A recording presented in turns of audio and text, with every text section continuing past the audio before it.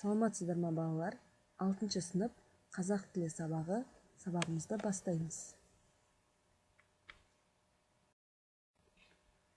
Сабақтың тақырыбы әлемдегі ірі кітапханалар тарауы бойынша бірінші тақырып кітапхана және кітаптың маңызы.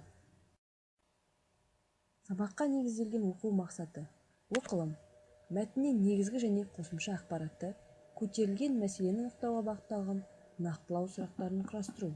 Екінші жазылым, оқылым және тыңдалым материалдары бойынша негізгі ойды білдіретін сөйлемдерді іріктей отырып, жинақы мәтін жазу.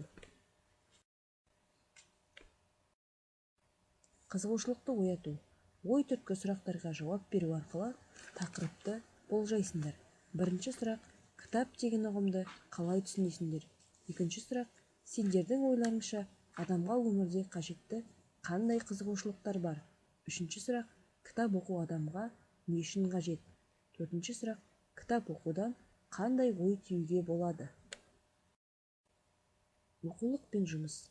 Оқулықтарындағы 157 бетте берілген мәтінмен танысып, мәтінді оқып, негізгі және қосымша ақпаратты анықтаңдар. Мәтін соңындағы ой түрткі сұрақтарға жауап беріңдер. Екінші тапсырма: оқылым мәтіні бойынша ойларыңды 4 сөйлем тәсілі арқылы жазыңдар. Бірінші пікір: оқыған мәтін бойынша өзіндік пікірін бір сөйлеммен жазады.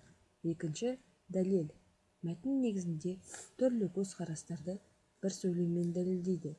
Үшінші мысал: дәлелдеген ойын өмірмен байланыстырып қорытынды шығарады. Төртінші қорытынды: өз пікірін түйіндей отырып шешім шығарады.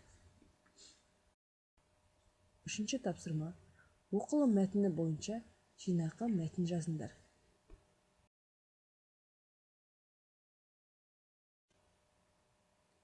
Әр тапсырмаға сай дескрипторлар берілген. Осы берілген дескрипторға қарап тапсырманы орындаймыз. Дескриптор бойынша тапсырманы орындауларына қарай мен сіздерді бағдаршам әдісі арқылы бағалаймын. Сабақтың соңында сабағымызға кері байланыс жасаймыз.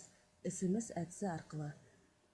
Бірінші: өте жақсы түсіндім, сабақ маған ұнады.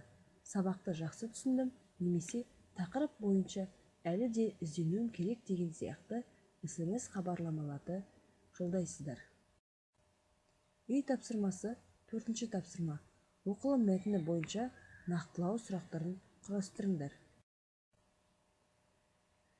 Сабағым ұнады деген ойдамын. Назарларыңызға рахмет. Сау болыңыздар.